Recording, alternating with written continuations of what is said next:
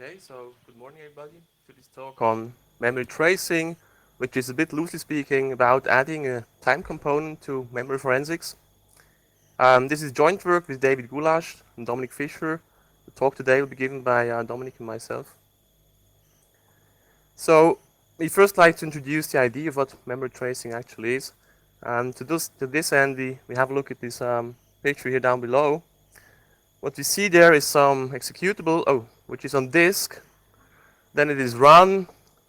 It is in memory and keeps running there. While it's running in memory, it will, of course, its memory will change. Like there's data that will be modified or created, and sometimes even code will be modified. If you have like obfuscated code, then sometimes code changes. So this is essentially shown by the colors you see here. So the colors mean that the memory image of this process is changing.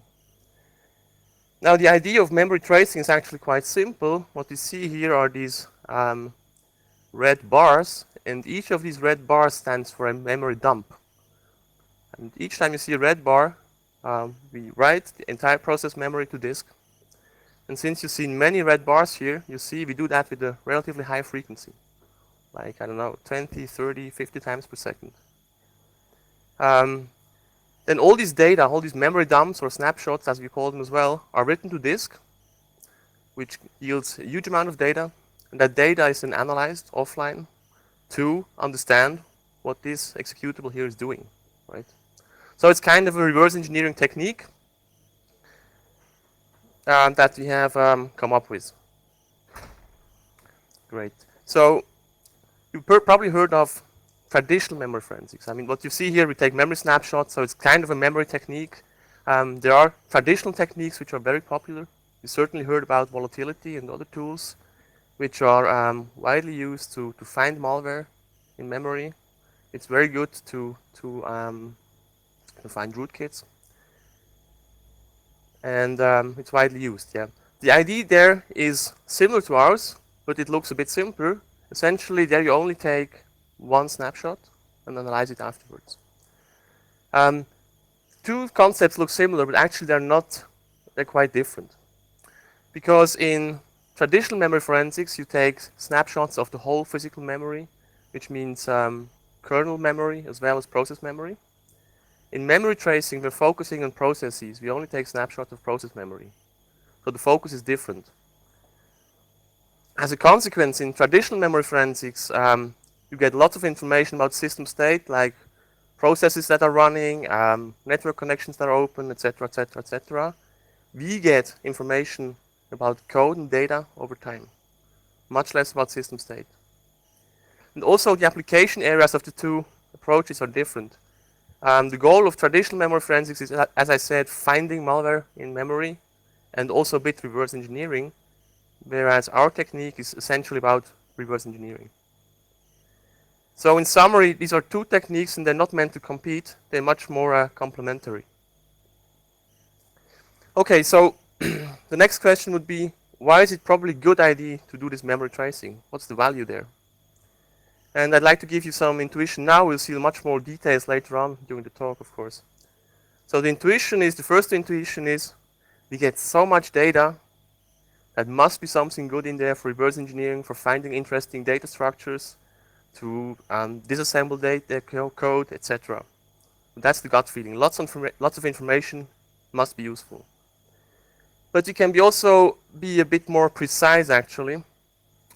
There's lots of data and code in memory which is transient. Transient means it appears in memory and disappears again, right? So for instance, what you could have here, you could have a encrypted text in memory. At some moment in time, it will be decrypted, and then the buffer will be zeroed out again and disappears again, right? And this is, of course, the hope in memory tracing. If you take snapshots with high frequency, we will get also transient data, which can be very valuable. Okay, so that's certainly a strength of this technique. It does not only apply to data; it also applies to code, because you certainly have heard that many obfuscation techniques also encrypt code, decrypt at runtime, etc. Okay, and we will later see also in this talk we can do even more. you will see that we can automate some aspects of reverse engineering using these traces. And also, we think, which is quite valuable, is we can guide an analyst to interesting code and data parts by automatically analyzing certain aspects. We can say, look here, here's interesting code, look at this in more detail. Okay. This was the basic idea. So here we have a brief, more of a system view. How does such a system look like? It's much like any other dynamic analysis system, like malware sandboxes. The idea is as follows. You have here an analysis machine which contains a memory acquisition module, which is a kernel component. Then you take a malware or any other executable you want to analyze. You bring it on the machine and execute it, right? And you keep it running for, I don't know, 4, 5, 6, 7 minutes. And during execution, it will collect all these memory data, these memory snapshots, write them to disk. We also collect some metadata. We're going to talk about that a bit later. And then the analyst, with some appropriate tools, scripts, tools, whatever, will analyze this data to understand what the malware is doing. So the whole system is about 2 components, actually. One is acquisition here, and the other is analysis tools there. And this pretty much gives the structure for this talk as well. We're first going to talk about memory acquisition, how it's done, some basic ideas.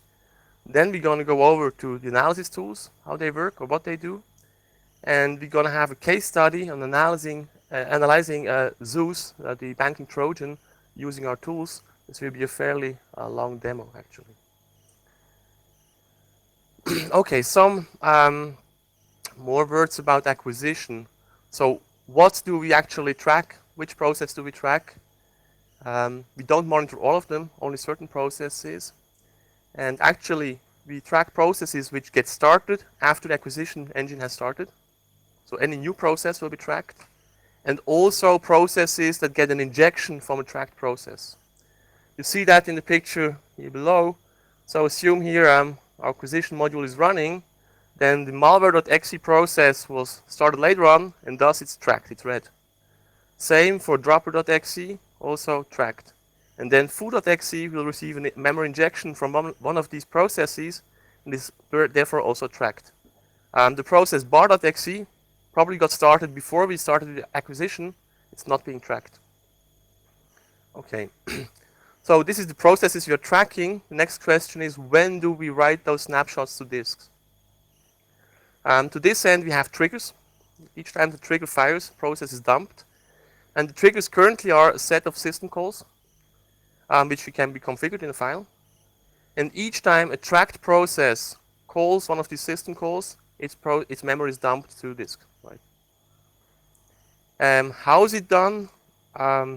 Just very quickly, essentially, the acquisition engine is a kernel component which will intercept system calls and see if it comes from process which is tracked and whether it's a system call that triggers. And if so, it will scan memory and write it to disk. The whole system currently is implemented for Windows XP. Okay. I mentioned that we also record metadata, not just these memory traces, although the memory traces are kind of a new concept here. But we need metadata for different reasons. So metadata can be like system calls. We really record all system calls, also those that don't fire our snapshotting engine. We also record some events like process start and exit, image loads, injections, etc., etc. And the reason, I can give you intuition why that's important. So assume you have a process that has some plain text in memory, encrypts that plain text, and writes the encrypted ciphertext to disk, right? Now you want to search in all those memory snapshots, in memory traces, you want to search for the plain text, because that's interesting, of course.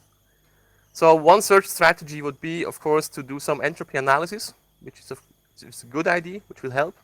But you're going to get probably lots of hits. Okay, you see lots of snapshots in memory regions with high entropy. Now to be able to refine your search, it would be good to know when actually files are written to disk. For that, recording system calls all the system calls is quite useful, because then you only have to search right before a write operation, right? Which makes a search much more efficient and sometimes only feasible actually. Okay, here some more details about the triggering.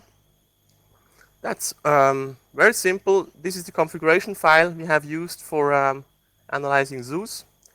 We have actually two kinds of triggers, before and after triggers. So we see here, for instance, the system call nt_create_key is a trigger, and it's a before trigger. That means when it's called, before its code is executed, we take a snapshot. And an after trigger here for nt_allocate virtual memory will fire when the system call returns from its execution. Okay. Sometimes it's good to have memory before the call executes, sometimes afterwards. That's the idea. The choice of triggers is